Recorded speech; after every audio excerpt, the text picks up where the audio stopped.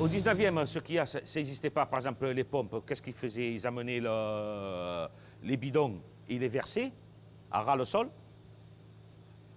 Et que moi, maintenant, au 21e siècle, on le fait par la tuyauterie. Voilà. Mais le principe, c'est le même. Le principe, c'est le même. On y incorpore de l'huile, de la soude et de l'eau salée. Et tout ça, on fait chauffer et fait une réaction chimique qui me donne une pâte. Et cette pâte, je vais la travailler, je vais la faire cuire, jusqu'à qu'il n'y a plus un grain de sel et ni de soude.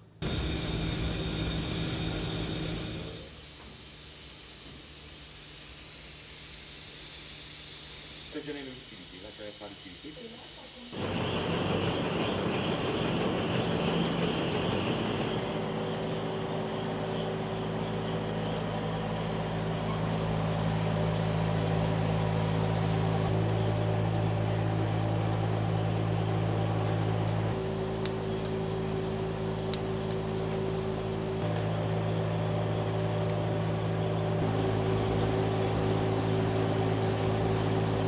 On est les garants d'un procédé de fabrication traditionnel qui perdure depuis des siècles, à savoir que dans nos fabrications, nous n'utilisons que des huiles végétales.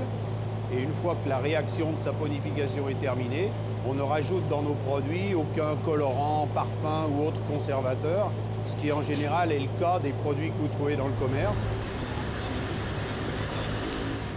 On retourne un peu vers l'authentique, vers le naturel. Donc c'est ce genre de clients-là, ces gens qui sont plus conscients aujourd'hui de ce qu'ils mettent sur la peau, sont plus conscients des ingrédients qui sont utilisés dans leurs produits, qui sont plus conscients de la traçabilité, de l'histoire, etc. Donc c'est ces clients-là qu'on essaie de viser aujourd'hui, que ce soit en France, en Europe et à l'étranger aussi.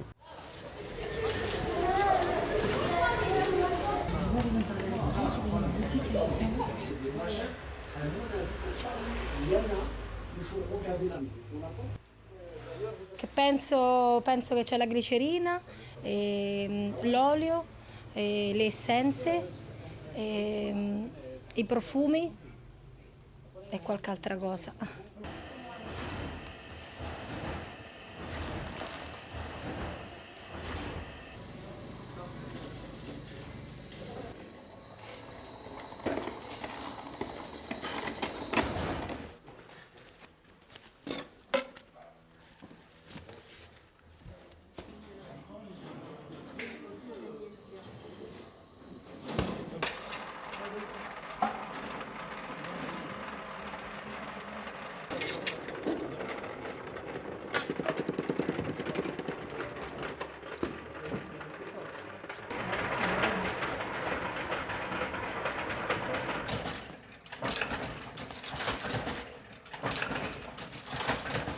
Alors on a créé l'union pour essayer de défendre le savon de Marseille parce qu'il y a beaucoup de contrefaçons. Et donc on s'est réunis les 4 dernières savonneries qui fabriquent encore le savon de Marseille en chaudron, à chaud, sans parfum, sans colorant, sans blanchissant, sans conservateur, justement pour que les gens arrivent à s'y retrouver. Là ça sent le savon parce qu'il n'y a pas de parfum. Les couleurs. Qu'est-ce qu'il y a marqué dessus? Pardon? Je vais peut-être gagner un voyage gratuit. Alors écoutez, je ne sais pas. Lilia, c'est pas grave. Pas de souci. Il faut que j'en recharge. Oui, j'ai vu, il n'y a plus rien. Ouais. Alors on a toutes sortes de clients. On a le petit client qui passe du quartier, qui vient avec son voisin ou son ami qui est d'Allemagne, Italie, qui vient visiter, qui achète 2 savonnettes ou sa consommation personnelle.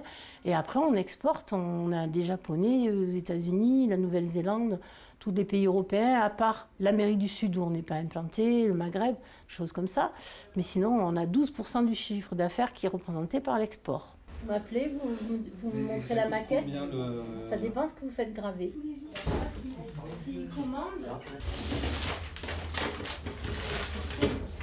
Le faire à Marseille, le faire en Chine, c'est quand même pas la même chose. Là, on est sûr d'avoir du bon savon.